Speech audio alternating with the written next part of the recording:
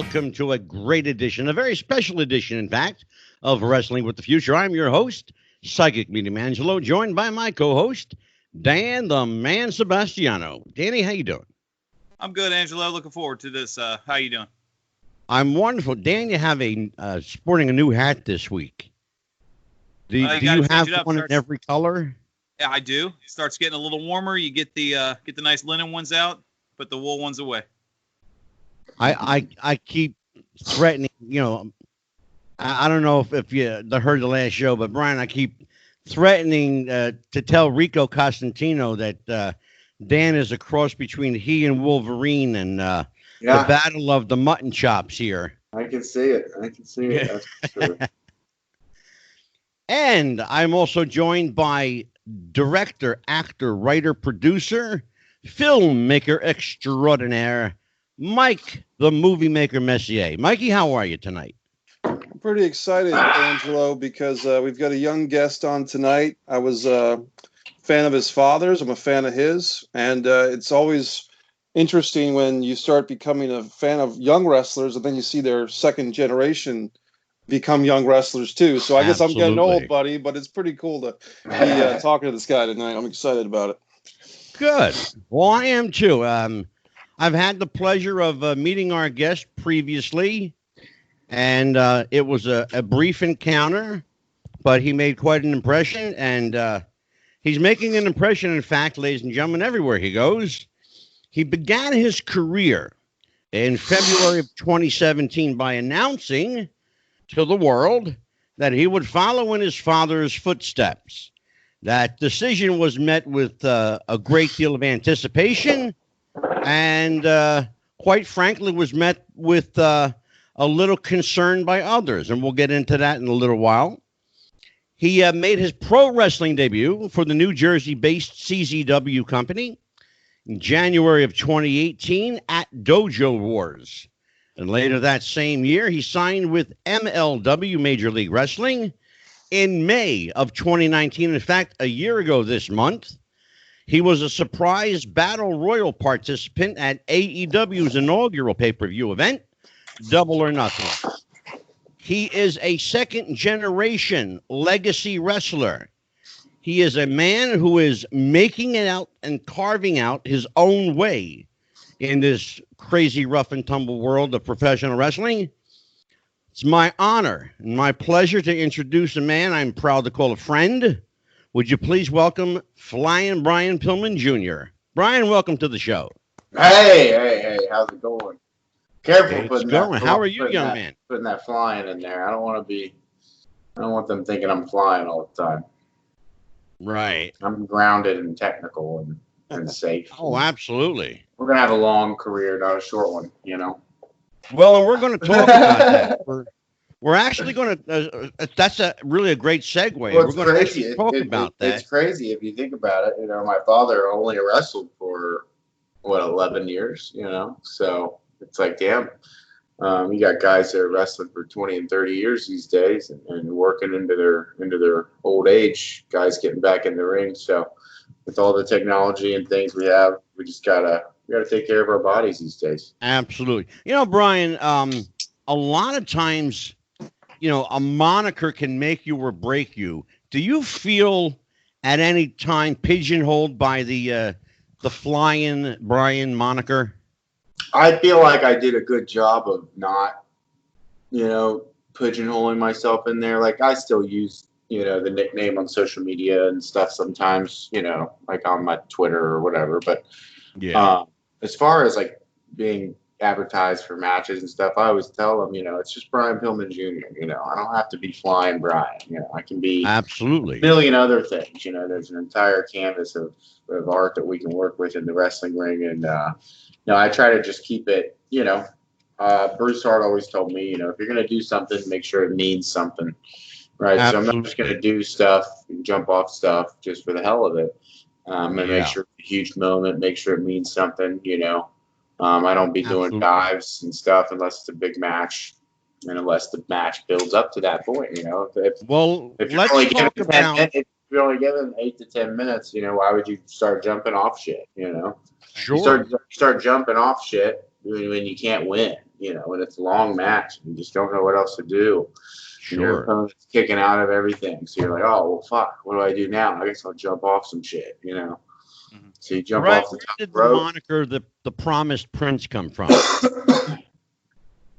Huh? Where did the Promised Prince come from? Well, that's kind of my expression of my story and how I think that,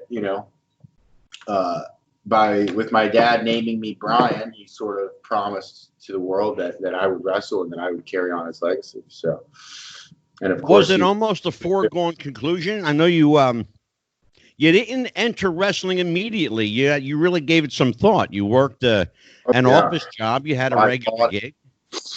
I fought it for many years. I didn't want to. Yeah. I didn't want to stoop down and try to pick up somebody else's legacy. I was always warned about stepping in those shoes and following in those footsteps, and I was warned about the bad side of it, and not very many people put me over to the good side of it and all the awesome things that I could accomplish. And I think people were just afraid of what might happen, if I did get involved in the business. But Yeah. the business is very different these days, and it's very lucrative and it's very enjoyable. A lot of guys are not out doing wild things. There's not as many guys partying and drinking and driving and stuff and getting in trouble. So, I think it's a great time to be a wrestler. It's a great career to.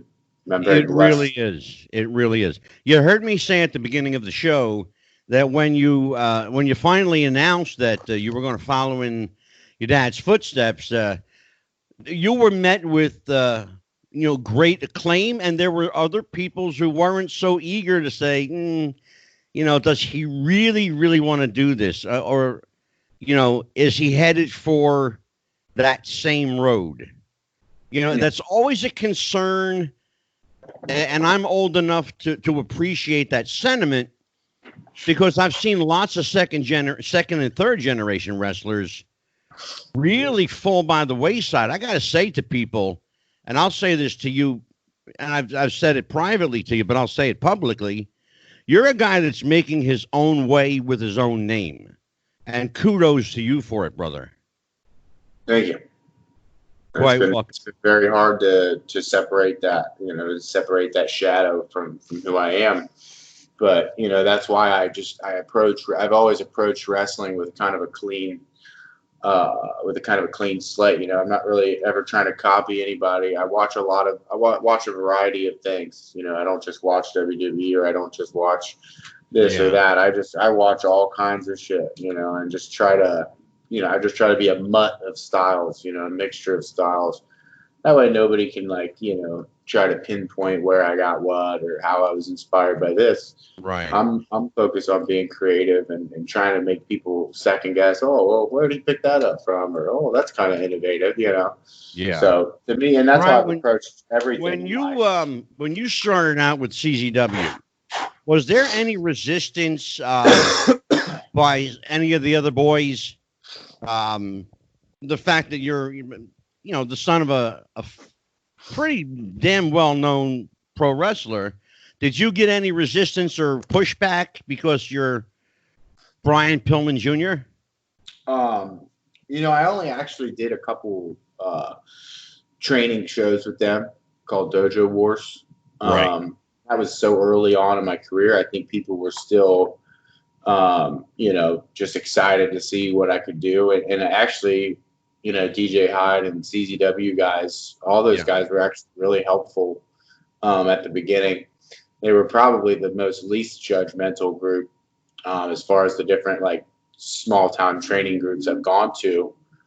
In the Northeast, they really took care of me and they helped me kind of get started, get in touch with Teddy, and Teddy would come to those training shows and kind of take me under his wing and teach me a few things.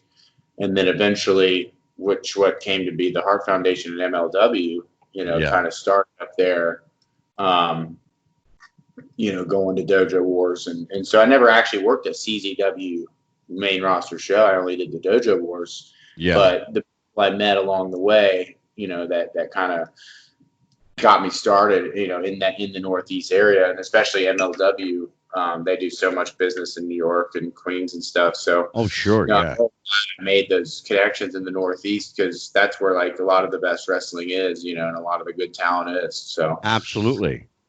and I ended up Dan. dating a girl from up there, so it made things even easier. Yeah.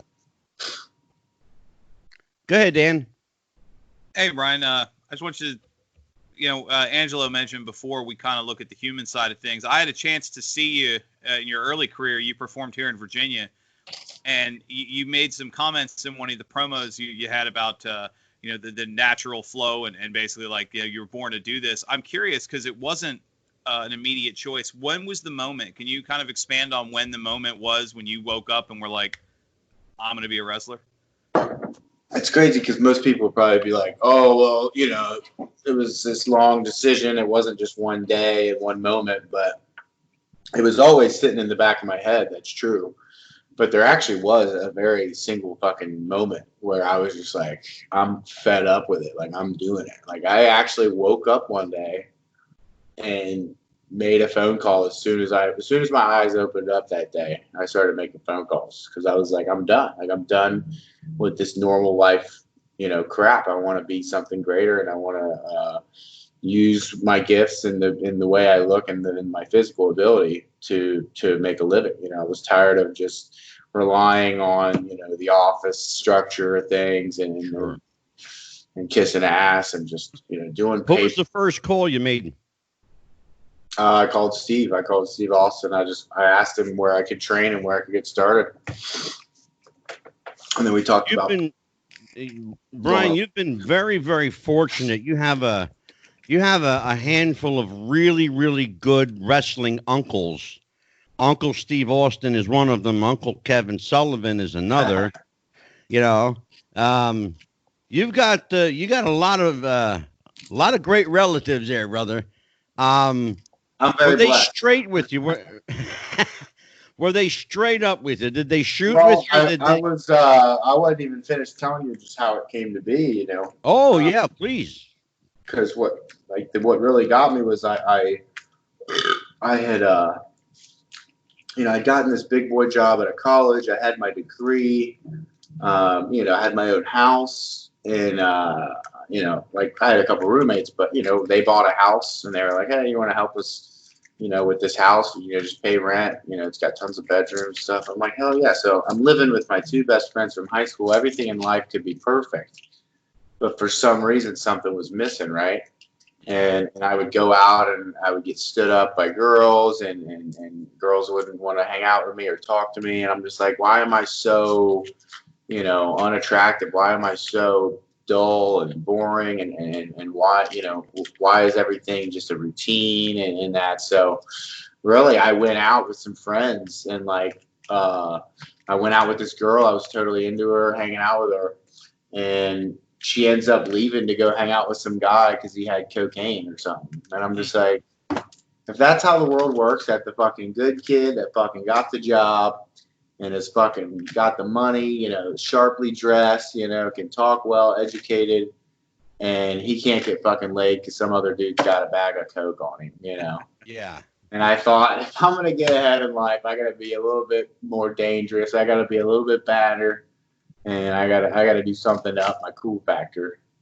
And I thought, there's no better way to get into my own skin and to really show these people what I'm all about than to really follow my genetics and my history as a person. And instead of trying to be normal, I was trying to be normal for so long that I realized that trying to be normal is the easiest way to fall into obscurity. And you got to try to be better. Oh, absolutely. I am so glad. So yeah, some girls ditched me, and I said, "Fuck it, I'll be a pro wrestler." So I want everyone in the world, one day when I'm the WWE champion, to thank that girl. We're all gonna give her a call and say thank you, exactly. Thank you for dumping Flyin Brian Pillman Jr. Well, you had Angelo brought up the point of your wrestling uncles and the advice.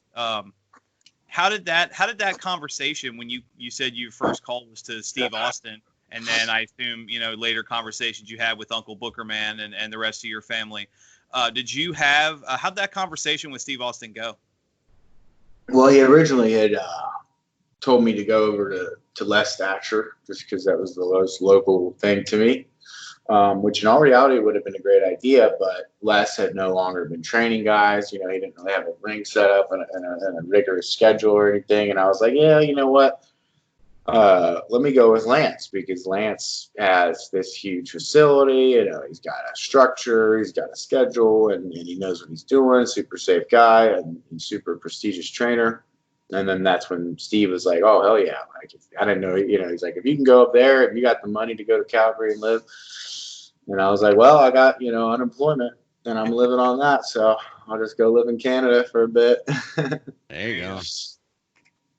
Mike Because they Messier. laid me off because I told them I wanted to be a wrestler, and they were like, "Well, we're gonna lay people off in June anyway, so we'll just help you go live your dream." And I wasn't mad at all. I was happy as hell to be laid off. Go ahead, Mikey. I listened to your interview with, I believe his name is Chris Van Vliet. Yeah, he's the man. Yeah, and you guys had a really good rapport, and you told that story about how you happened to get, laid off and were able to collect unemployment, which kind of, in a way, facilitated your training, which is awesome. And one of the things you said to Chris that I wanted to kind of follow up on, Brian, was you're very aware of your neck and your brain as far as taking headshots, unnecessary, stiff headshots. And, as wrestling fans, we could all clamor for the days of Bubba Ray Dudley smashing, Louis Piccoli over the head with a chair shot. But Yeah. I saw that in person and it looked like it was going to kill the guy, that particular chair shot. But we've come to a point where we realize more about concussions and some of these high impact moves, which might look great for the fans, but for the guys that are taking them. I just wanted to ask you, how do you go into battle? How do you go into that arena of wrestling and just as a lesson for other young wrestlers to have a great match, but don't sacrifice quite literally your neck or your brain in doing it? Yeah, it's crazy because I've never actually met a promoter that was like, you better go out there and bleed, or you better go hit each other in the head with chairs. You know what I mean? So Right. To be quite honest, it's a lot of the times it's the boys bringing it upon themselves. A lot of these risks are being taken. It's like, oh, well, the promoter pressured me into it. I'm like, no, he didn't. You know what I mean? Like, Exactly. they want to do it because they want to get the pop and they want to, they want to get the reaction, right? A lot of guys live for the pop, man. They don't give a shit how much they're being paid. If they can hear a crowd reaction, and I get it. I love the pop. I love coming through that curtain and hearing a crowd. But the question becomes, Brian, at what cost? Yeah, at what cost? I'm very blessed. I'm very lucky. I have a sort of mystique and star power that I can come through the curtain and get a pop. Some other guys have to hit each other across the head of the chair. I've never taken a chair shot to the head. I take them to the back. I give them to the back. I've never hit anybody in the head with a chair. Okay, I'll take that back. I took a fucking step stool to the back of the head, but it was from L.A. Park. I didn't know enough Spanish to tell him not to. So No, me I want to gusta. remind people that you've only been doing this for 3 or 4 years. So you're really, really young in the business. I mean, really young. And so you've got not only a long career ahead of you, but you've got a body of work behind you already that speaks volumes for the kind of worker you are. If you have any input or say about it, are you able to mentor or coach, younger guys or guys your age that maybe will listen to you because of who you are? And that's the thing. I got some of that wisdom. Yeah, I got a young guy here in the area named James Lee, and he was training at one of the local schools. But the problem you run into with wrestling is, if it's not your school, if it's not your training facility, you just gotta kind of keep your mouth shut and not offend anybody because everybody trains and coaches a different way. But to be fair, there's a lot of things I see that they could be doing better, and that might be wrong. But I go to the training to help out, and I go to kind of show my idea of things, but I can't make them drink. You know what I mean? I can lead them to the water and say, hey, Yeah. you need to get on your social media. You need to go get booked other places and quit just hanging out at training and doing the student shows. Hey, you're ready for this. Hey, you want to get in a car? You want to go to Chicago? But these kids in this local fed, this training school, I'm not saying any names and put anybody under as opposed to putting them over. But if I put them over, I'll tell you it's a great school. It's led by one of the ex-WWF referee, and he's a great trainer. And all these kids are super well trained. Their problem is that they live in they have this super small hive mind mindset that they're just going to make it to the WWE if they just keep going to training and keep doing the student shows. And like the independent scene isn't as modern here in Cincinnati. It's still a little bit old school. It's not as big as shows, it's not drawn as well as it did back in the day, with the HWA and the Midwest used to have, Cincinnati used to actually have a lot bigger wrestling events than they do now. Sure. Oh my God. Yeah. So I tell these kids, I'm like, look, we got to go to the hotbeds. We got to go to Chicago. We got to go to New Jersey, the Northeast. We got to go to all these other places. And then lo and behold, there's one kid that gets in the car with me to go to all these places, so. And that's part of it too, man. It's just like when you're in a craft like this, you just got to open up your mind and be willing to make sacrifices and take chances. And it's crazy to me because I have all the advantages, right? So I would expect if I'm taking these risks and these chances to drive all these places and to do all this stuff, but like the young kids that have nothing going for them don't want to do it, but they see me doing it, but they're like, it's weird. It's honestly the craziest thing ever. Right. It blows my mind every day that these kids, they say that they want to, make it to the WWE, but they don't. They think that like they're not supposed to. My question has always been like the indies are like too beneath them. I'm like, no, the indies are like literally how you get there. Like every time, like I would not be doing like.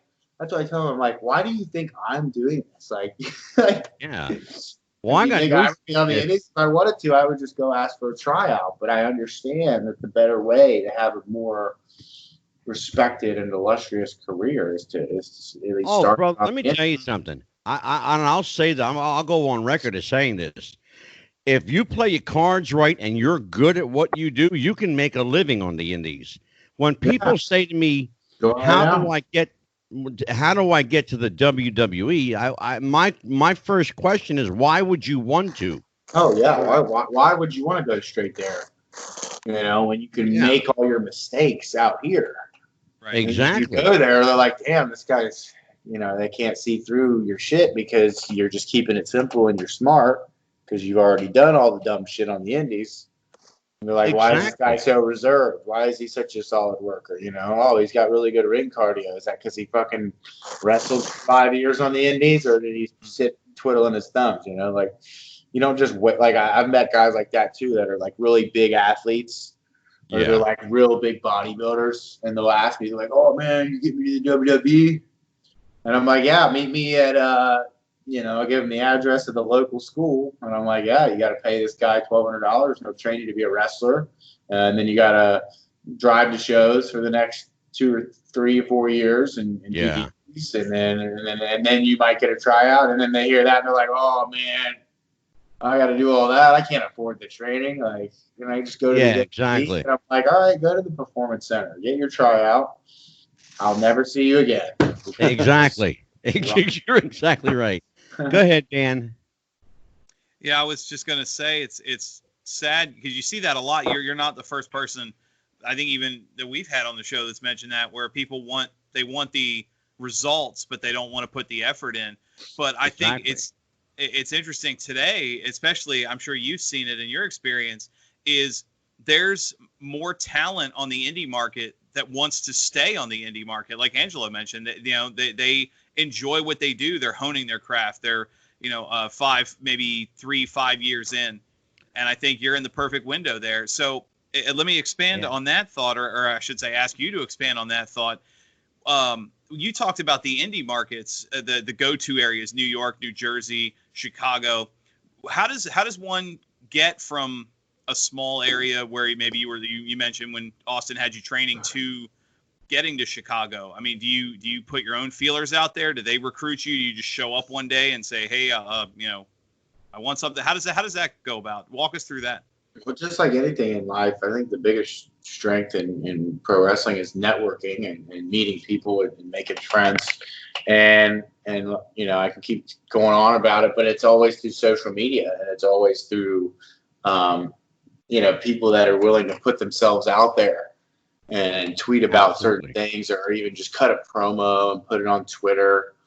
Just doing your best to be out there, you got to treat yourself like a star. You got to really, you got to be very outgoing. I always say that, there's two types of people that are going to succeed in wrestling, and you're either super passionate about it and you love it and you'll literally cut your arm off to be a pro wrestler, or you're batshit crazy and you're just a crazy person.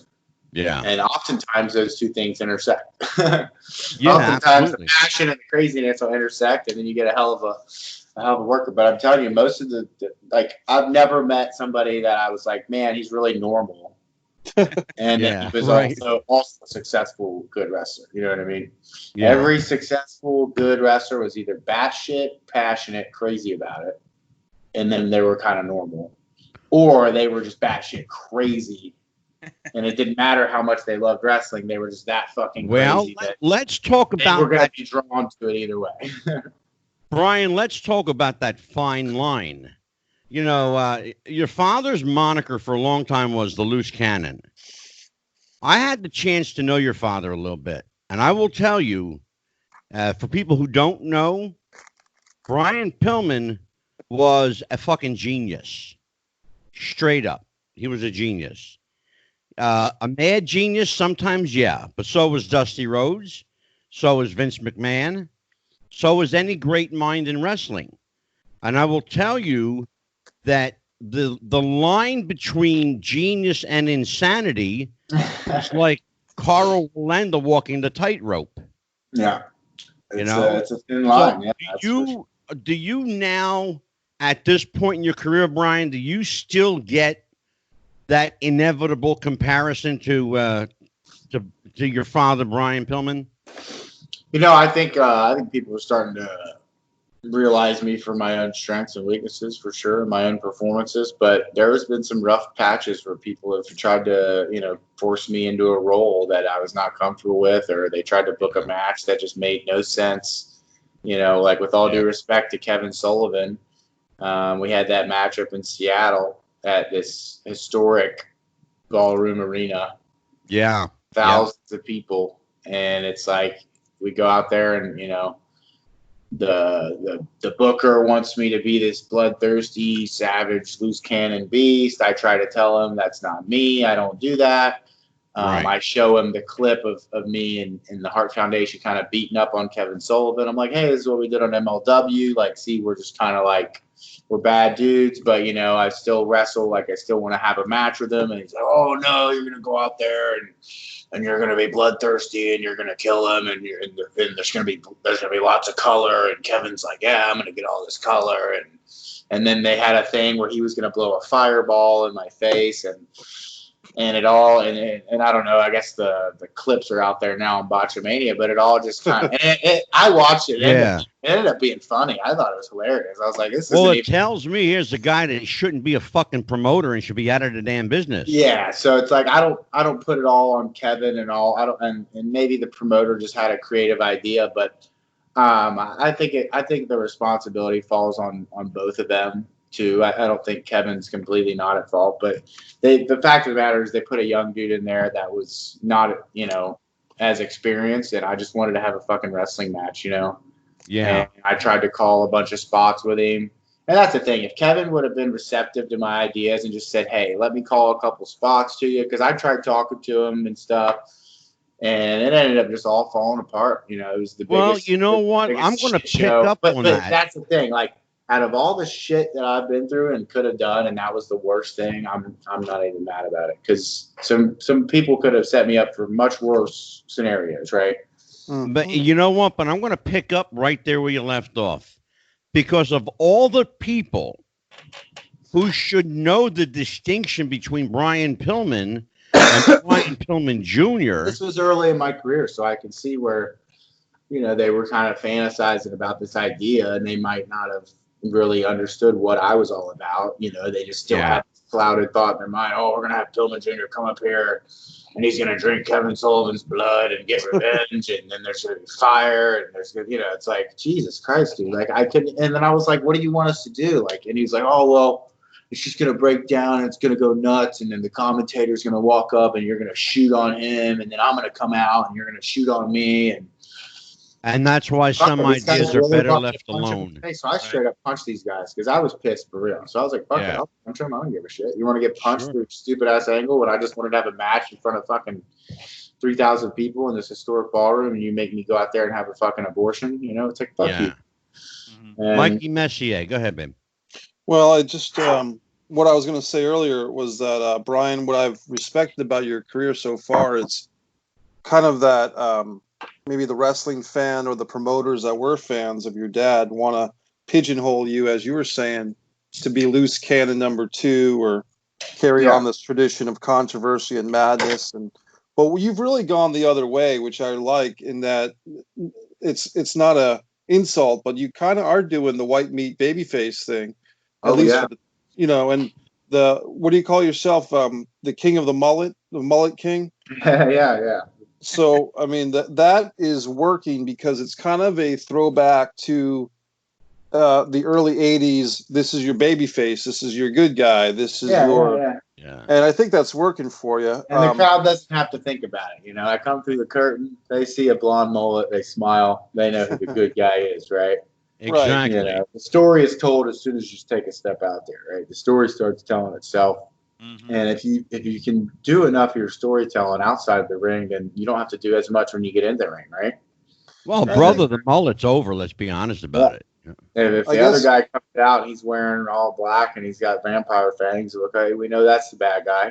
So when the match starts, we get right into it. We don't have to do all this precursory, step selling and out wrestling and who's out wrestling who and who's getting frustrated with who. We either start the match, that motherfucker can jump me, and I'm already in peril. I'm like Hulk Hogan. I'm already over, so just jump me and let's get into the heat. Exactly. There you go. No finger shaking, though. No, I was going to say you should. I want Mikey, just before you continue that, I want people to know I saw Brian wrestled a local favorite here, Breaker Morant. Yep. Wrestled him in October. Now here's a guy that's in uber babyface, right? Brian got the pop. Okay. Right. Brian got the pop.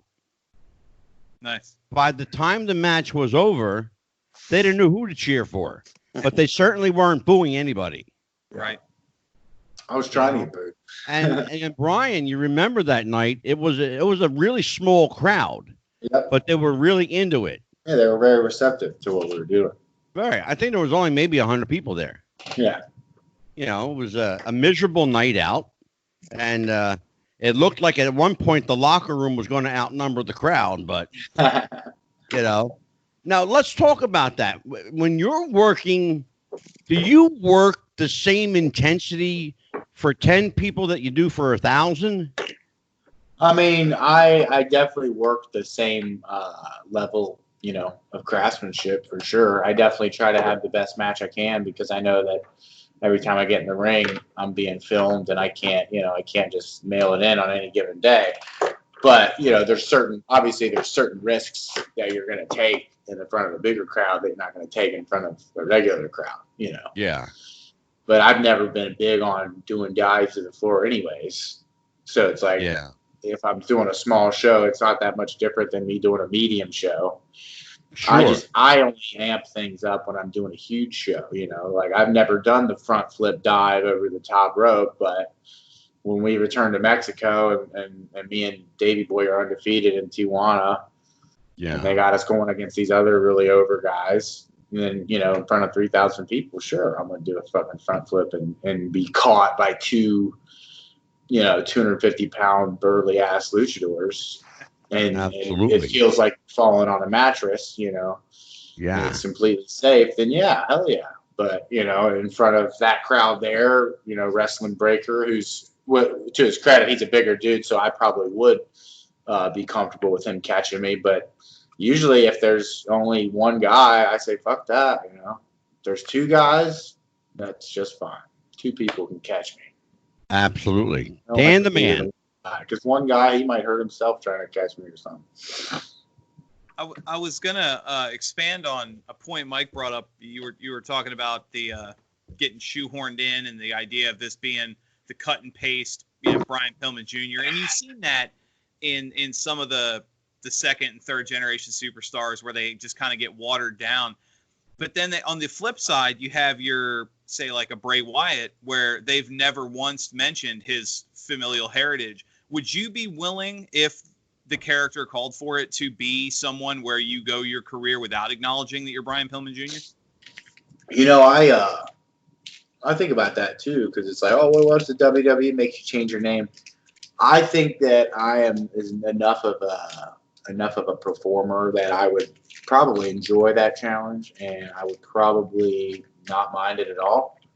I think it would be weird now that I've sort of, opened up about my story, my journey with the public, and I'm on this kind of crusade to get back into the WWE and reclaim my father's legacy. So it would be kind of odd for me to do that. But I think as an evolution, down the road, I think I should. I think there is going to be a point where my range will need to be tested as a performer. And if they're like, hey, we want you to try this gimmick, and I'd be like, obviously you're not going to say no, right? But Well, obviously with Bray, they're just it's kind of like, okay, people know, about his history, but like you said, it's not a main factor of his character. But while I'm not, quote unquote, copying my father, I am using my story and my history as a part of my gimmick, right? Right. Where he wasn't doing that. So it's like, my story to me is very real, and it's very emotional to me with how I express myself to my fans. So right now it's the most organic thing. But the more I learn about wrestling, the more I realize that anything is possible, right? So I brainstormed hundreds of names and hundreds of gimmicks before I got into wrestling. Mm-hmm. And then Cody Rhodes was like, dude, just follow your gut, man. Like, just keep your name. Like, I was like, hey, Lance wants me to change my name, and I'm thinking of all these gimmicks and these names. And he's like, well, nobody knows what you're going through but you, and I think you should follow your gut. If you think you should, brother, I'm going to tell you something. If my opinion of 48 years in the business means anything to you, changing your name at WWE is tantamount to career suicide. I wouldn't do it. I think I would, I might get lost in the shuffle if I did, Well, but that's the thing. They can't copyright my name because I've already been using it on the indies, and that's my real name. So if they were to say, hey, try this new character, and if I didn't like it, I could always go back to the indies and be Brian Pillman Jr. Or I could say, hey, and make a better living. I'm feeling it. I want to be me. Let me be me. Absolutely. But that would be a conversation. That's the thing people don't realize is it's all it is entertainment, right? The wins and losses don't matter. You just brought me into a really interesting area. Dan mentioned second and third generation wrestlers, and a lot of people have this notion that for some reason or another that it's easier for second and third generation wrestlers to get in because of who their, offspring are or were. And I'm hearing what you're saying is actually a challenge for you. How many second and third generation wrestlers do you personally know that are going through that same challenge that you're going through or have gone through? I've met quite a few. And everybody's challenge is different, right? Everybody's story is different. I know Big Sean Studd's kid. I'm buddies with Flyin Fred Curry's son, Nick Curry. Oh, sure. Yeah. He's a technical masterpiece of a wrestler. and Big Sean Studd, who's just a physical, huge person, you know. Oh yeah. He got his gimmick. The other, you know, but it's just what's gonna like everybody's path is gonna be different. So what's gonna be successful for one, you know, second generation is gonna be different than another. Yeah. But I don't know. It's all about the timing and stuff too. Like you said, like just because you're second and third generation doesn't mean you automatically make it and automatically get in there. Absolutely. I'm very blessed that my father's following was so passionate, like the way that fans remember him. And Cody told me this. He said because your dad passed the way he did and the time he did, he's more or less immortalized in people's minds and in their memories because, you know, it's kind of like Tupac, right? It's like Tupac, Yeah. all this music and then he died.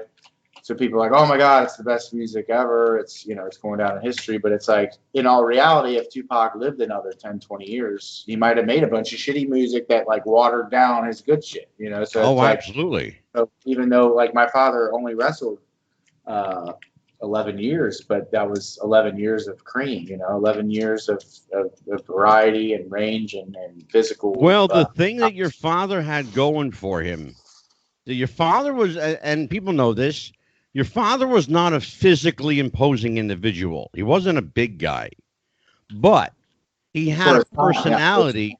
If he was around today, people would, yeah, he would be big. Yeah. But maybe a little bit smaller than me. A lot of people said he was about an inch shorter than me. And actually, Yeah, I was going to say you're taller than. Put on his old gear. It's pretty tight on me. So yeah, I was going to say when I met you, I know because I remember standing next to him, and standing next to you, I had to look up to you. With your father, I can almost look to him eye to eye. And I know he wore, I think early in his career, him and Steve were wearing lifts and stuff. So, you know, he did look a lot bigger in the ring, but he was a lot leaner. You know, he's a lot leaner than me. Sure. You know? But what I was getting at is that his personality showed up to the ring before he did. He had this large and in charge personality. Mikey, pick up on that for me, would you? Yeah, I can talk about Brian Pillman Sr. quite a bit. I mean, he came to the ring, I believe, to Hysteria by Def Leppard before WCW was paying music rights. And, you know, I happened to be there at the Great American Bash '89 as a kid when Brian made his pay-per-view debut against Wild Bill Irwin. And I think he had the first match on the show, and he impressed everybody. And it was a 2-ring show. He was jumping from one ring into the other ring for flying body presses and doing the same move that our Brian today uses, that vaulting kind of clothesline. I was thinking of Brian's white meat babyface persona and thinking we should hook him up with J.J. Maguire, who used to do the music for WWE and WWF. Your good friend, Angelo. And I actually spoke to him today. And funny that you should mention that. Should be Brian's theme song because. Well, it's funny that you should mention that because I talked to JJ tonight. Yeah. And he wrote a song for Brian. Good. Called California Blondes. Remember that one? Mm-hmm. Mikey, you remember that one? I remember the Hollywood Blondes tag team, but you're talking about a song for Brian. Yeah, the song he wrote was called California Blonde. Okay. And it's on the wrestling album, by the way. Well, J.J. Maguire wanted me to mention that to Brian Jr. He should. J.J. Maguire, who wrote the theme music, is a very, very dear friend of mine. And he wrote a song for your father called California Blonde. Well, he could also write either use that one or write an original one. But my song Title Shot, you can use the lyrics for Brian, because Brian Sr. was what was big about him, Angelo and Brian and Dan, was his heart. And Jim Ross always put him over. That he won the Courage Award from the Cincinnati Bengals because he overcame those neck surgeries from cancer as a baby. And he did have a life where he that grizzled voice that Brian Sr. had was because of all those neck surgeries and throat surgeries as a child, and overcoming a lot of stuff, just as Brian Jr. here has overcome. I think one thing that I would if I could make clear on Brian's behalf, is some people that maybe aren't full-on wrestling fans don't realize that Brian didn't have the luxury of having his father in his life as a physical presence, because unfortunately Brian Sr. passed away when Brian Jr. was only 4 years old. So Brian's kind of doing this on his own. And guys like Steve Austin and Lance Storm have helped and have provided some guidance because they were such good friends with his dad. Well, but brother, if you're going to get guidance, own. those are some of the best guys to get guidance from. Let me tell you. Lance didn't actually know my dad at all. Yeah, but they had a lot of respect. Lance had a lot of respect for him. Yeah.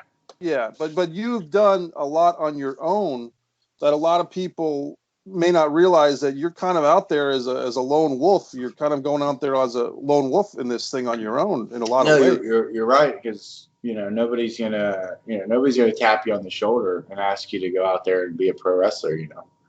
You got to really want it. And I think for a lot of my youth and a lot of my younger years, I was disappointed because I guess I was waiting for that tap on the shoulder. I was waiting for somebody like Steve or somebody to be like, "Hey kid, you're getting older, and I see you're playing sports and that, if you thought about getting into the business." And that call never came. So I thought maybe I'm not as good of an athlete. Maybe I didn't make enough of a splash, or maybe nobody's keeping tabs on me. So well, let me tell you something. There are people there are people keeping tabs on you. More people than you realize. I'm one of those people. Well, they are now. I'm talking. Well, I will tell you straight up, straight shoot. I'm one of those people keeping tabs on you. I told you I was going to take care of you. There's a reason I'm going to take care of you. Okay? Because I owe a lot of people. You don't need to know, but I do. But I will tell you, and I'll say this in front of everybody. You've got a career ahead of you, and if you're smart about it, you'll do exactly what you're doing. Don't deviate. Trust your gut. Trust your mind. Listen to your heart, because you're doing a damn good job so far. Mm-hmm. Thank you. Go ahead, Dan. I was going to chime in. He mentioned overcoming adversity, obviously, and then the success that came from that. Correct me if I'm wrong, you were 2019's Rookie of the Year, PWI, correct? Mm-hmm. How does that conversation go about? How does one find out that that's coming up? Usually at the conventions, there'll be guys, that work for them, and hey, can I get a picture from you for the magazine?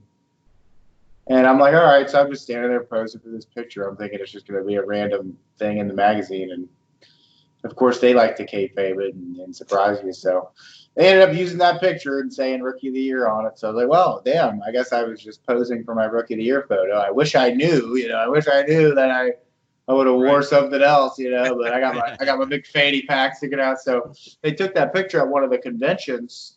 And then the only other part I heard of it was I don't even know. I didn't really hear anything about it until right before they were going to publish it. And they were just like, oh, hey, and I think MLW actually made some phone calls too, because maybe they contacted MLW to see how long I had been wrestling or whatever, and with them. Okay. And they were like, oh, well, in 2018, we gave him the Rookie of the Year award with us. And then I guess MLW was like, but it would be really cool if if you guys got him Rookie of the Year, because my real Rookie of the Year, which the Observer actually recognized 2018 as my Rookie Year, but I got second place to fucking Ronda Rousey. You know what I mean? How you gonna beat Ronda? It's like shit. All right, well.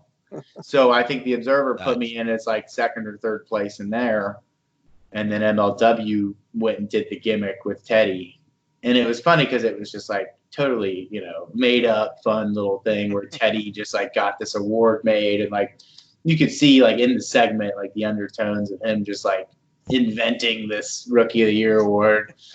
But then MLW goes on to actually acknowledge it, and then PWI kind of jumps in the mix, and they're like, oh, okay, let's make him a 2-time Rookie of the Year. So I think it was like a cool, like, project on everybody's part to just kind of build me up. And also, like, when you come to the viewers and the readers' votes, the votes were unanimous. You know what I mean? It was like a 69%, and the second place was like 13.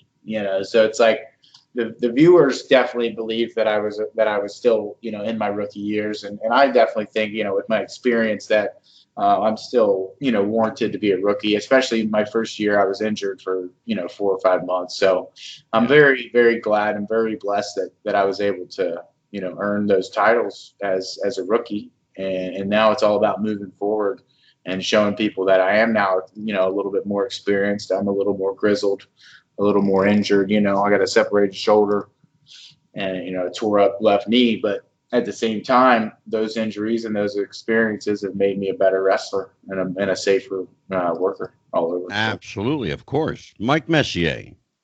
I was just wanting to ask you, Brian, what's the status of Major League Wrestling now? Because I was watching your match with Austin Aries there today, and MLW really does have a good thing going. I think they got overshadowed a little bit by the online wrestling fans because of AEW's presence. But how is MLW doing as we stand right now? Yeah, it's kind of crazy to think about because when we were getting really hot, and like when I say we're hot, like every arena, dude, we're always sold out. Like we have these certain towns where we just have a really good following. Queens, New York. We go to Dallas, Texas, and it's just popping off. We got the Von Erichs in there, and they're over like fucking Grover. And we go to Cicero, Chicago, where there's a nice Hispanic following there with the luchadors and stuff. So we have a lot of good markets. We have a lot of variety. Yeah. We got the hardcore stuff. So it's like we really were on a tear. We really were going, and we still, before the virus, I mean.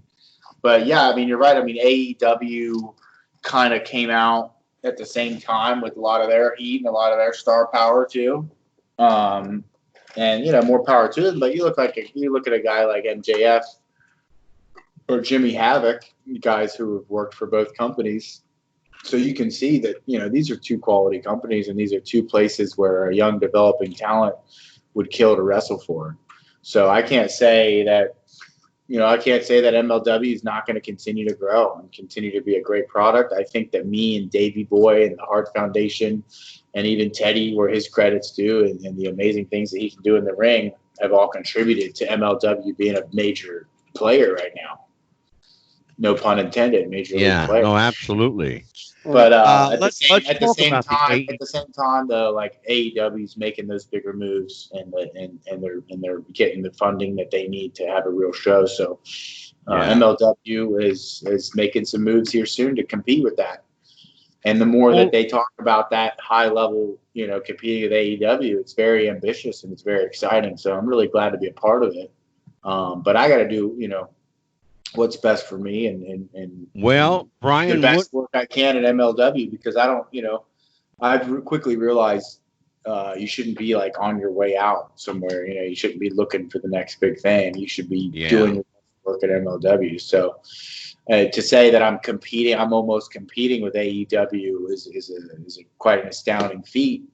But I think there are some fans that might find more enjoyment out of the matches we have on MLW as opposed to AEW, and vice versa. And I think that I would make a great fit for either company. But just I was just going to go there. Actually, I was going to bring up the AEW question. In my intro, everyone heard me say that you were one of the surprise entrants in the Double or Nothing Battle Royal.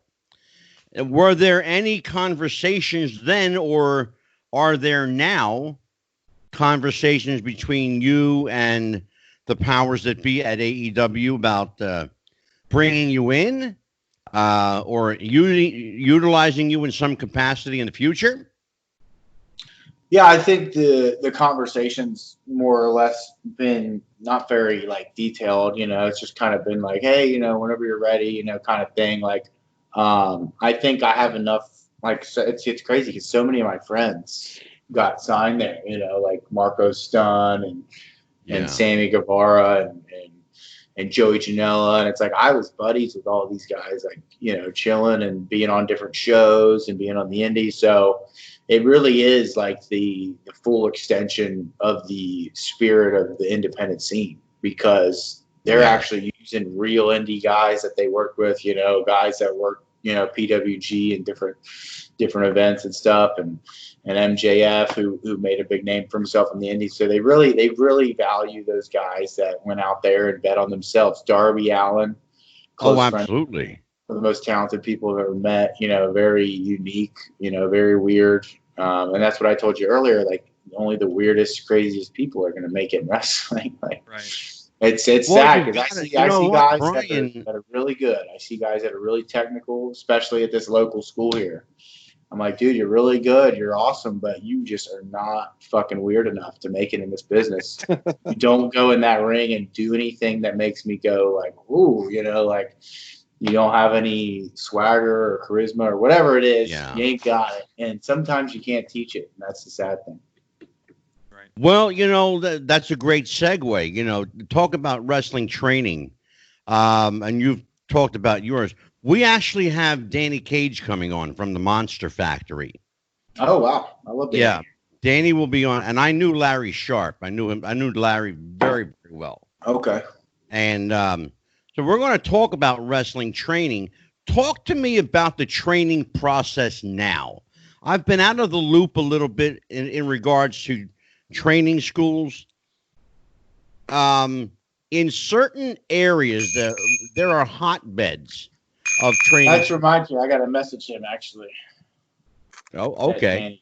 Because I'm going to be going up to Pittsburgh this weekend to try to steal some ring time. Nice. Okay. And I can stop in Philly and get some time with him too. Well, brother, if you're around, hit me up. I'm 10 minutes away. Yeah. I mean, the Monster Factory is literally 10 minutes from my house. Let me message him real quick, just while it's on my mind here. Go ahead. Take your time. I'm glad I could help. Thanks for the reminder. Reminds me of that story, Angelo, we were talking off the air about when I met Larry Sharp and and the wrestler that would be Papa Shango / the Godfather. The Godfather at that same 89 Bash situation. Bear the Soul Taker. That's right. Yep. Charles Wright. Great guy. Really nice guy. Super guy. While we got a lull in the action here, we just to remind everybody, Thursday of this week, the Godfather of wrestling journalism will be here. Bill Apter will join us. Yeah. Great. Yeah. Great guy. Brian, you want to do a run-in on Bill? Sure, I'll run in there and pick him up and drop him on his head. There you go. I could do that. Bill's a good dude. Yeah, Bill's a great guy. He's going to be with us on Thursday. So talk to me about the training process. There are certain parts of the country that are hotbeds for wrestling training. The West Coast, of course, San Francisco, Oregon, here on the East Coast, New York, New Jersey, Chicago, of course, in the middle of the country, and Texas. Where can a young, up-and-coming would-be wrestler, and you can, I'll give you the opportunity to plug whatever school you might recommend. Where can they go to get professional, efficient training without being taken for a money ride? When it comes to the financially thing, I don't have the best vision of that, because when I went to Lance's, it was like 3,200 Canadian. Yeah. So I'm not sure what schools are charging in the States.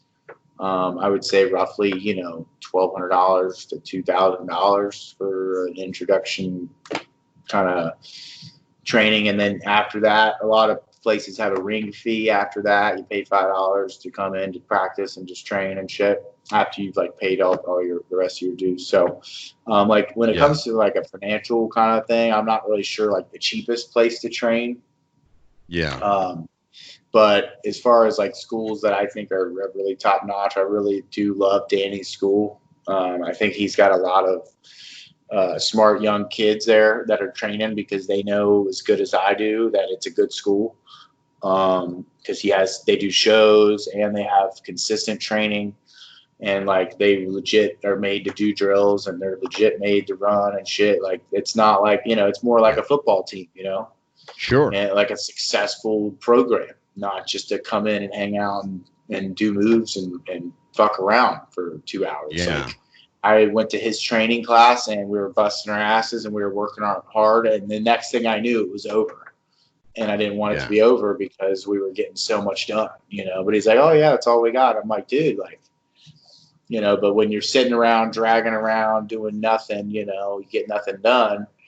You feel like you're in there all night, but then you fucking bust your ass and time flies. And next thing you know, you're a better wrestler than you were yesterday. So I really enjoy school. Like I said, I just texted him. I'm hoping maybe he'll open up his doors for me this weekend.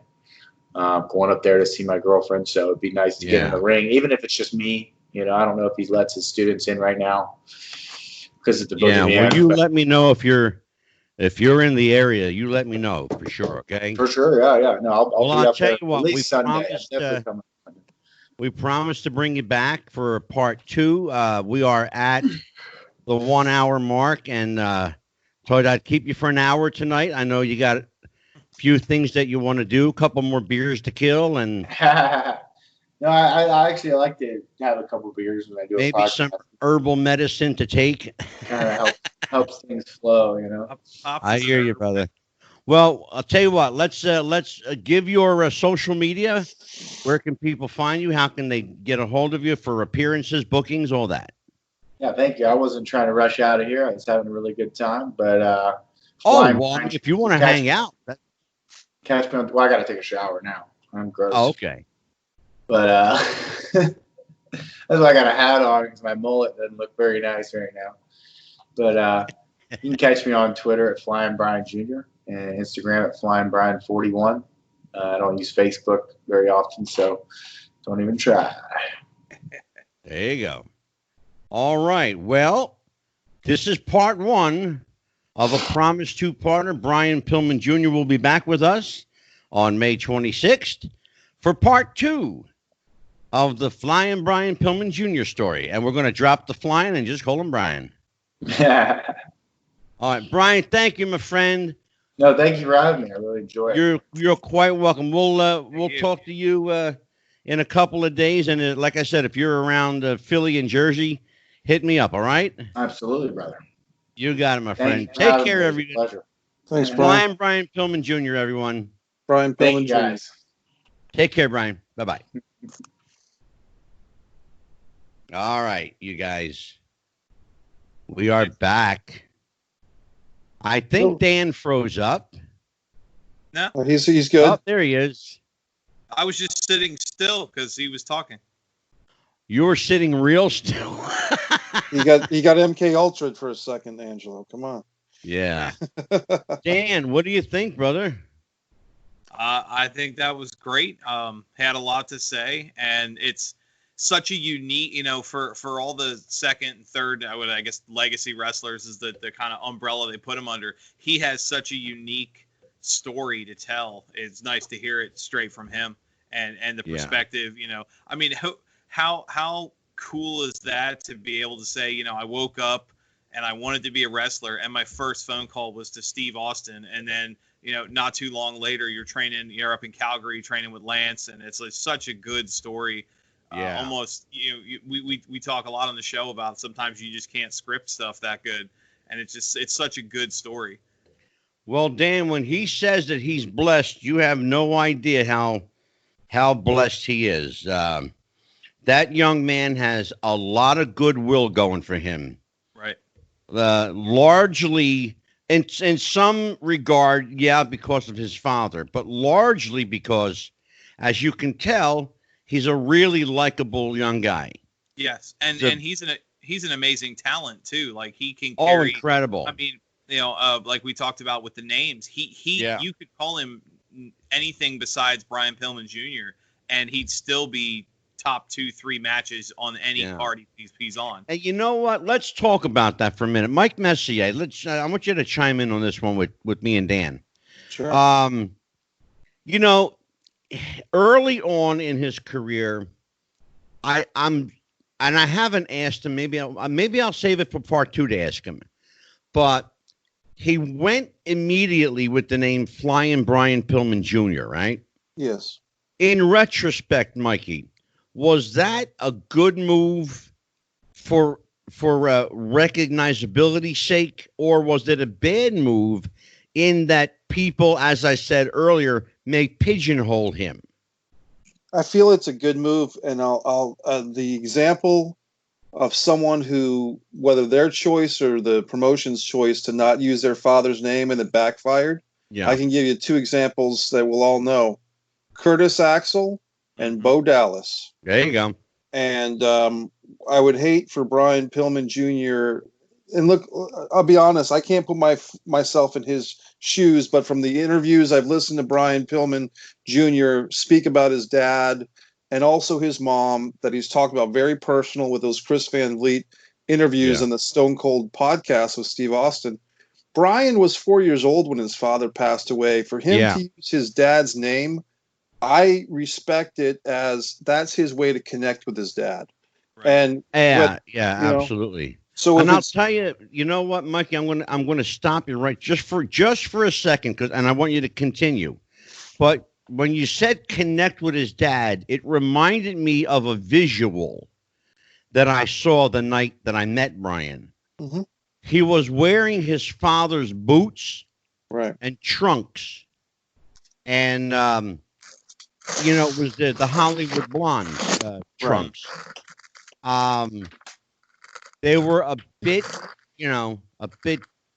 loose on him because he's a bigger guy than his father. They should have been tight, but they were loose because they were so worn out. Right. But he wore them as a way of directly connecting with his father. The interesting story about that is that, and I don't know, Dan, I don't know if you ever heard this story. This is a true story. There was a woman who bought Brian Pillman Sr.'s boots, vest, and trunks at an auction. On eBay. I assume that this was after he had passed. Yeah. Okay. She bought them off of eBay. All right. I believe it was Brian's wife, Melanie. I think that's her name, Melanie. Melanie was his wife when he passed away. Brian Pillman Sr. That's it, Melanie. Mm-hmm. Yes. She put his items up for sale for auction, and this woman bought it. Well, fast forward many years later, the same woman goes to Starcade. I mean, was it Starcast? Starcast. Yeah, okay. The convention in Las Vegas. Right. Okay. Mm-hmm. And she gives him the boots, the vest, and the trunks, and says, "I think your father would want you to have these." That's awesome. Is that remarkable or what? Go ahead, Mikey. That's a cool story. It's a tough situation. It's a great story because, like he talked about, Steve Austin gave him a weight training belt of his dad's, and I think it's one of those things where, Angelo, you touched upon it early in the podcast, that people might have been fearful for Brian because of not only his father's early death, Kurt Hennig, Rick Rude, this generation of mid 80s to mid 90s guys that we could sit here and name guys that died before their time all night. Louis Spicoli, I mentioned earlier. Yeah. And those were the guys that were Brian Sr.'s peer group, and a lot of them died young, lived hard, and died young. Right. And I think that we fear that but luckily, as evidenced tonight on the podcast, Brian Pillman Jr. is very level-headed. He is very safe in the ring. He's not going to take any unnecessary bumps, or he's going to limit those unnecessary bumps at least. And that's why I brought up what I did. We've seen time and time again, Mike and Dan, where second and third generation wrestlers, unfortunately, met the same fate as their offspring. Right. where reckless partying, drug abuse, taking unnecessary bumps or chair shots, or crazy dives that they had really no place taking. Mm-hmm. And the lack of training to pull it off, quite frankly. And that's why when we do our show with Danny Cage, which is a special interest to Dan, we're going to talk about the level of training that some of these guys are getting, and in some cases not getting. Exactly. And, I've brought that up before. And Brian talked about AEW. There's several high profile, I don't want to use the term stars, but high profile stars in AEW who were legit outlaw backyard wrestlers who never trained. Yeah. And you watch their matches, and it's blatantly obvious it's a guy he's doing moves he saw on TV, and over time you learn how to do them safer, but it doesn't look. It looks like two friends fight, pretending to be wrestlers in a basement. And Dan, draw that fine line. Dan, to your point, Jim Cornette calls that the video game generation. Yes, and he's absolutely right. And Jim Cornette is not in any way shy of his opinion of like a Kenny Omega and the Young Bucks and Jimmy Havoc, some of these guys. Yeah, and it's blatantly obvious that, and I understand MLW and AEW, garnering their talent from the indies, because let's be honest, we're all fans of indie wrestling. In fact, dare I say, I probably prefer it over WWE or any of their byproducts. Right. I certainly approve of it over MLW and AEW, but AEW, in my regard, in my opinion, if that matters, is doing justice to the indies by two things. Number one, garnering their talent directly from the indies, and number two, acknowledging it. And that's something nobody ever did before.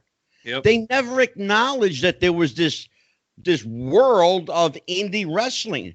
Well, you'll never hear the WWE acknowledge that there's even an indie circuit out there. Exactly. I was just about to say that the WWE went through a bit where they kind of did a talents, like they rated Ring of Honor and some of the indie promotions. And when you had your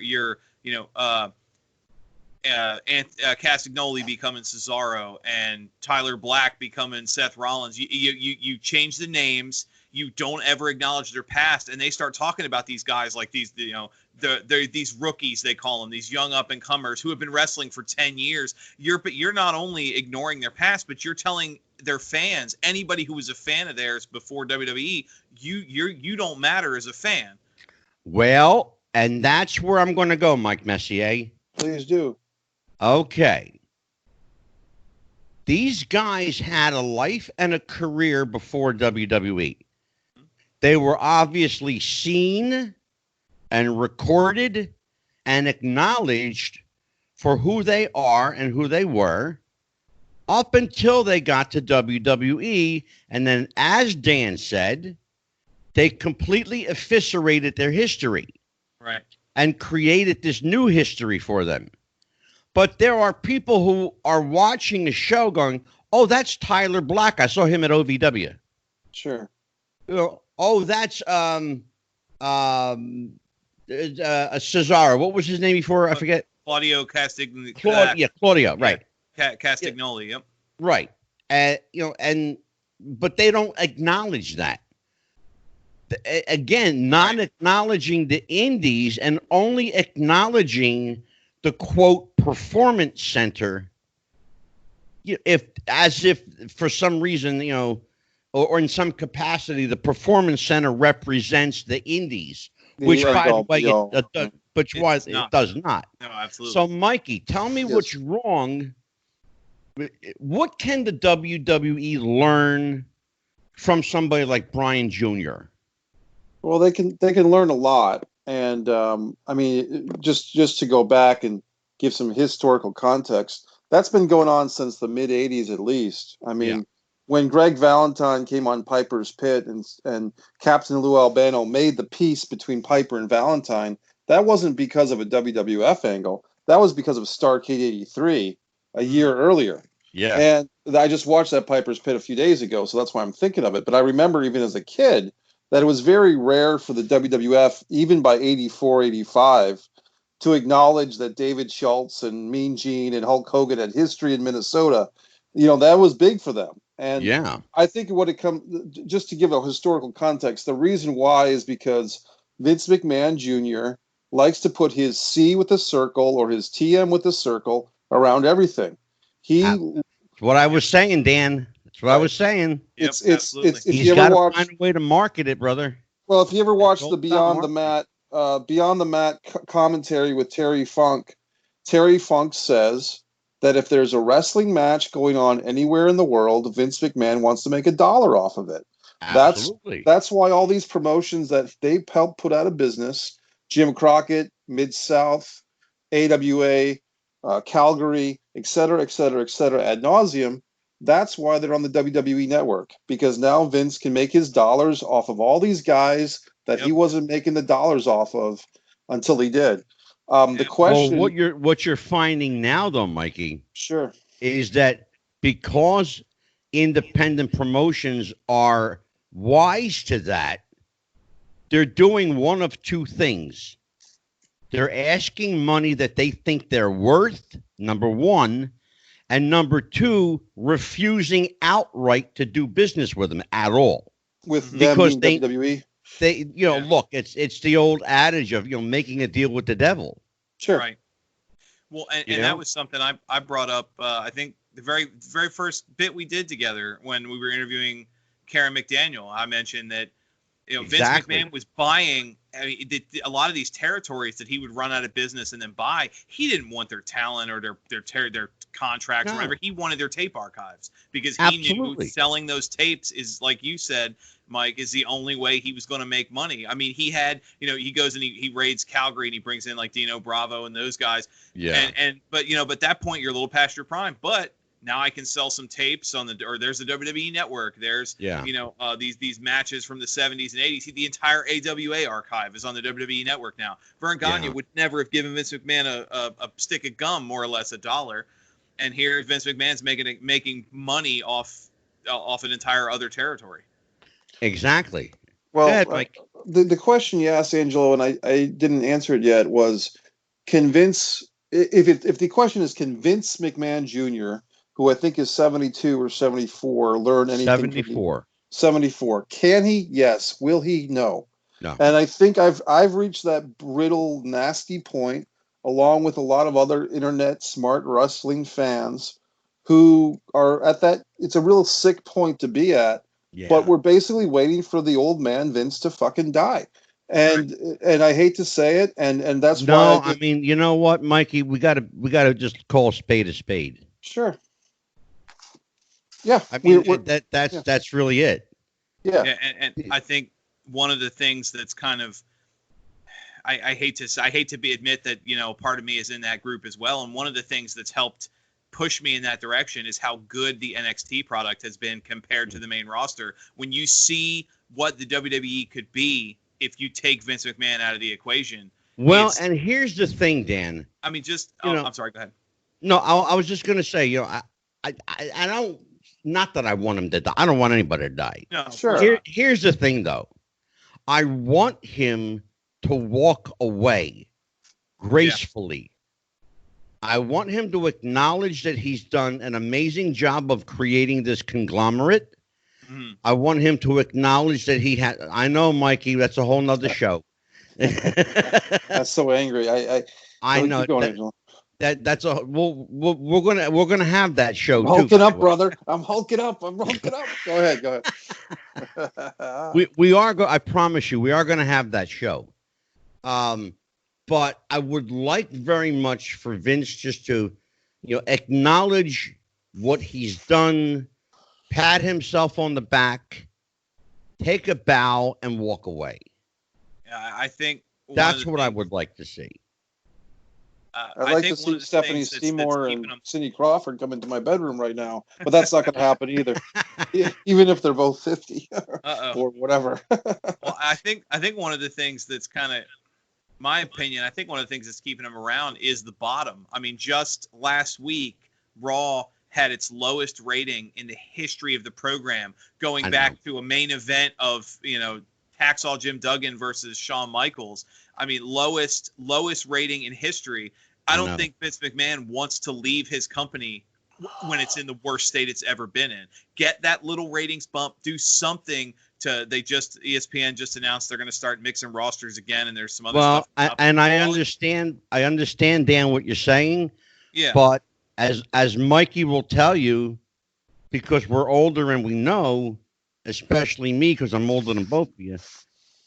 It's a catch-22. Right. And it really is a catch-22, because as long as he's there, they're going to continue to garner low ratings. Mm-hmm. Okay? Him staying there because the ratings are low in hopes of bolstering the rating it's a non-starter. It's a non sequitur. Yeah. It can't happen, and it won't happen. He's lost touch. He had. They called him the man with the Midas touch. He had the golden touch. Right. Everything he touched turned to money. Okay. Now, he may as well have a brown finger. Okay. Because it's shit. Yeah. It really is. Go ahead, Mike. You're chomping here. I'm chomping because before WrestleMania this year, 2020, which was a pre-tape WrestleMania, and I did a video that I said maybe this WrestleMania will be great. We there were such low expectations that if anything was decent, we'd enjoy it. And I did enjoy this WrestleMania. I liked the Boneyard match. I liked the Cena Bray Wyatt movie match. But there was a rumor at the time that Vince McMahon is going to announce his retirement and hand the business over to Shane McMahon. That was the rumor. That did not happen. Okay. Then last week, I did a podcast right here on the Wrestling with the Future podcast family of shows, the Refs Roundtable. Yep. Myself and Nikita Breznikov discussed what if Vince sells to ESPN. And that hasn't happened. Now, that could still happen, but it hasn't as of this minute. The point is, Dean Ambrose said on the Chris Jericho podcast that Vince is, quote, going to die in the chair. And it's a very it's a very strong statement, and it's very vicious and sick, but I don't think it's from a place of hate or anger from Ambrose Moxley. No, it's not. It's not. And Jericho kept saying over and over again, Jericho, and they just had the Revolt, or the team formerly known as the Revival, on there. Yeah. And the same thing came up, which is all these guys want the WWE and the business to do better. We as fans want the WWE and the business to do better. Right. But we've hit our breaking point. And last night, I can give you a quick example. I tuned on. I saw Becky Lynch's big pregnancy announcement. Mm-hmm. I stuck around for the next match, which was Bobby Lashley was beating up one of Xena Vega's guys. And I said, you know what? I'm going to watch the Aaron Hernandez series on Netflix, because I'm not going to sit through Raw. It's not challenging my intellect. As a wrestling fan, I'm not being fulfilled. Exactly. I've already seen the big thing of the night. I mean, they didn't build it up. Just here comes Becky, and she's pregnant, and let's give her some hugs, and we're done. And I really didn't feel inclined that my life was being serviced by sticking around for another 2.5 hours after that. Well, here's the problem. Okay. The problem is, as long as, and follow my train of thought here, because I think both of you will understand it. Yeah. As long as the WWE continues to tank in the ratings, mm-hmm. so too will MLW and AEW and Ring of Honor. They will all follow suit. Yep. Because WWE, like it or not, face the fact or not, they are the leader. Where the leader goes, everyone will follow. If WWE is doing exceedingly well, guess what, guys? AEW does well. MLW does well. Ring of Honor does well. New Japan, they all do well if WWE does well. If WWE is in the shitter, so is the rest of the business. Yep. And that's a sad truth. It's hard to swallow, but it's the truth. Well, and you listen to somebody like a Jim Cornette who just absolutely eviscerates the current product. Oh my God, he's brutal. And you hear the way he talks about it. He wants to be a wrestling fan. I know people his age and older, and people my age that they grew up in the 70s, the 60s, the 70s, the 80s. They want to be wrestling fans. I want to turn on Raw and be entertained. I want to watch wrestling and it be good, but it's not. I don't want wrestling to fail. I want it to be good, and that's what's so frustrating. Is it's not a sitcom where it sucks, I'll watch something else. I want wrestling to be entertaining, and it isn't. Yeah. I see these moments, like I'll admit I watched the Money in the Bank pay-per-view on Sunday, and I thought it was actually surprisingly entertaining. And there were moments where it's like, this could be what your program is every week, and it's not. Yeah. But it was, Dan, for years. Exactly. It was for years. Here's something interesting.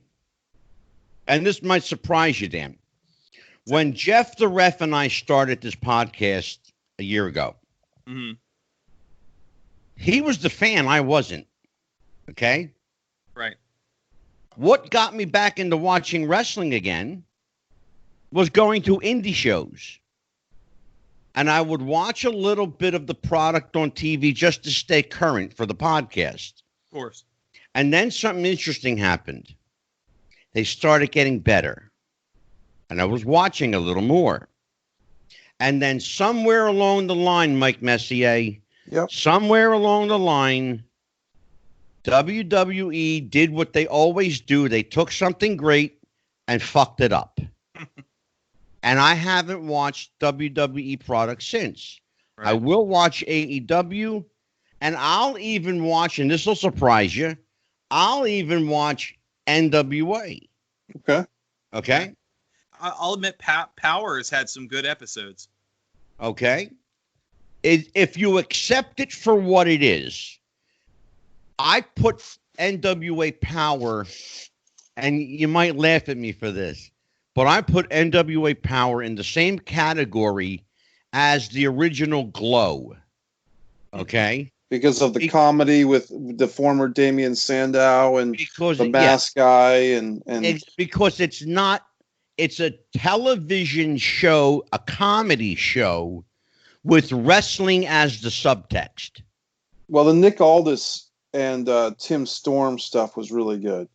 I was going to say, you can't go wrong. Maybe not a comedy, but it is definitely, and that's part of what its appeal was, is Power reminded me of the old, when I was growing up, it was local channel 13, the local wrestling show, where half the matches were in front of a painted background. It's a television show that happens to be about wrestling. It's not. Brother, let me tell you something, Dan. Let me sit back there, young man. Let the old man tell you a story. Uh-oh. Back in the day, back in the 60s, way, way long before either one of you were a thought, okay? There was studio wrestling used to come on here in Philadelphia on Channel 48, okay? It was on the UHF channels. Studio wrestling from Pittsburgh. That's where I was first introduced to Bruno. First time I ever saw Bruno. Right. The announcer was Bill Cardill. Bruno was on the show. A young Johnny Valiant, who was using the name John Sullivan at the time. A young Greg Valentine. Wrestling in a building the size of a shoebox with a painted background, 10 chairs on 3 sides of the ring. That was it. No chairs on the hard camera side. Right. Okay? That was it. That was my introduction to wrestling. And guess what? I loved it. Absolutely. I loved it. Because to me, that painted wall looked like an arena full of people, and I didn't care and I didn't know. Yep. Didn't matter. Okay. I think it's funny. We've talked to NWA just I guess a couple months ago now. They had a short run, but the Rock and Roll Express won the NWA tag titles again. Yeah. And that moment, I mean, I was so excited. Jim Cornette, who was the announcer at the time, he gets out of behind the table and he's celebrating in the ring, and it was just such a moment. I mean, here, guys, I love the Rock and Roll Express. They were my favorites growing up. Oh, but I know. let's be honest, many years past the peak of their glory days, I guess, whatever you want to call it. But brother, here they are. Well past their prime, they're still one of the greatest products because they got in the ring and they told a story. And the second they started telling that story, I was hanging off the edge of my seat. Are these guys going to do it? And they did, and it was exciting. And I mean, it probably wasn't that good of a match. I don't care because I was invested. It didn't matter. That's exactly. the point. It didn't matter. They're the same. That Morgan still work and Gibson can't. Yep. And Mikey will remember. Because it was me, Mikey, and Jeff the ref, and we were going on the air at 7:30 during the show.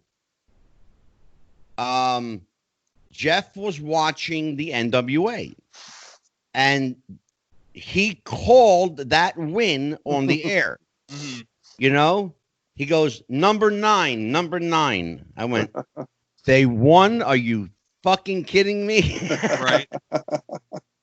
Ricky is 63, Robert's 61, and they won the tag titles. Good for them. Tell you what, might be 61. Ricky Morton still got the best looking mullet in the business. Well, let me tell you something, brother. He rocks that mullet too, and he's over. Absolutely. He's over. All right. Well, listen, fellas. We got a big couple of weeks coming up. We've got, of course, this Thursday, Bill Apter, the godfather of wrestling journalism, will be with us. That's going to be a really, really good conversation. Also, Danny Cage from the Monster Factory will be with us on the same show. Nice. Because Bill's going to be with us for about 30 minutes. So we're not going to have a lot of time with him, but I'll get him to come back. Because I got his phone number now. Uh-oh. The other thing is we've got Ladies' Night coming up, but we've got 3 special shows featuring 3 of the most dynamic women wrestlers in the business. Ann Casey, we've got Joyce Grable, and Leilani Kai. And that's going to be big. Absolutely. That's going to be big. We're going to do separate shows for each of them. We also have, I believe, on June the 26th, we're going to have a special non-wrestling episode with Mike Williams from the Sage of Quay. And Mikey Messier, Dan, do you know who Mike Williams is? I'm afraid I don't, actually. Okay, I want you to check him out. Sage of Quay, real quick, Angelo. He has a lot of videos about Paul is Dead, and Beatles fans or even non-Beatles fans. The Paul is Dead conspiracy. You'd mentioned him before. That's where I'd heard the name. Okay. Right. He also just did an interesting 3-hour video with Vince Russo, as a matter of fact. Yeah, Vince Russo became a real advocate for those videos and turned on a lot of the brand members onto the. I thought it was Sage of Quay. Was it Quay or Quay? Quay. Sage of Quay. And really fascinating guy. And his YouTube channel and all his stuff has just blown up, his website. So that's going to be fascinating. Oh, my God, yeah. Yeah, we're going to have Mike Williams for about an hour and a half. Good. Nice. So that's going to be a really good show. We've got Scott Teal coming in, Sam Houston. Oh, my God, who else do we have? I have my book, but I don't feel like pulling it out right now. We've got Nikita Brezhnikov coming back. Oh, we've got a special roundtable coming up with Nikki Brezhnikoff, Mike Messier, yourself, Dan, and me. We're going to do a special episode dedicated to politics and religious angles in wrestling. Oh, Be cool. fun. Okay. I'll cite some of them right now. Of course, the crucifixion angle in ECW. Mm-hmm. A similar angle, satanic angle in WWE regarding Stephanie McMahon and The Undertaker and Steve Austin. That's just a couple off the top of my head. Vince McMahon wrestling God. Yeah. I think God no-showed that one, or did he make a? Did he show up late and do a run-in at the end? Yeah, Mike, do you remember the episode of Raw where Undertaker came out and the line of druids came out, and then Vince unveils himself? What was that? It was greater power. The greater power angle. Yeah, Dan nailed it. And I think it was the summer of '99, and basically what was going on was that behind the scenes they were talking to bring in Christopher Daniels, who was a pretty up-and-coming young guy, but going way back. Sure. Yeah, I know that PWI had mentioned the original pitch was Jake Roberts, but he was in no position to be on TV at the time. Yeah, I mean, what I heard from Bruce Pritchard and Christopher Daniels himself, and I think even Austin acknowledged that it was supposed to be Christopher Daniels, that the WWE, everyone but Vince, wanted to bring Christopher Daniels in. Right. They brought him into the office. Vince took a look at him, and he's short, pal. He can't be in this. So Vince, took his mighty pencil and erased Christopher Daniels and put himself right back in the spot. Of course he wasn't does. he getting over at the time with the Fallen Angel gimmick? Wasn't that where that came from? He was, but it was odd because... Oh, my God, he was huge over with it. But that wasn't even in TNA. TNA didn't even exist yet. This was like 99, so Daniels was an indie guy, but he was an over indie guy. Mm-hmm. And let's put this: he could have pulled it off. He could have pulled it off as a mouthpiece, if nothing else. Christopher Daniels did the Fallen Angel also in ECW. Yeah, he did, but it very towards the end of ECW. There wasn't much time left.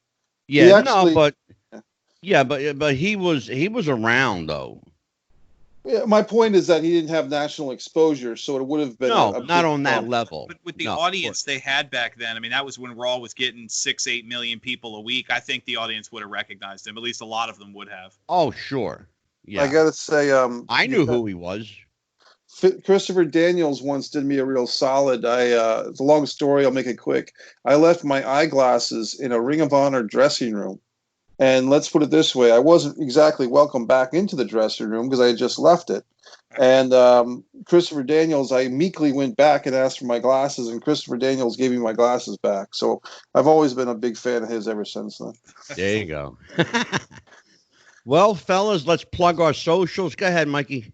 Well, we've just on the show. You've also got Phil LaRussa, friend of Jimmy Snuka, coming in June. You've got Tom Jaron from Old Hollywood, the master of sitcom and memorabilia from the 1960s. Yep. You got Scott Teal, the writer. Yeah. You've got a couple of other shows in what's left of May. Doc Diamond.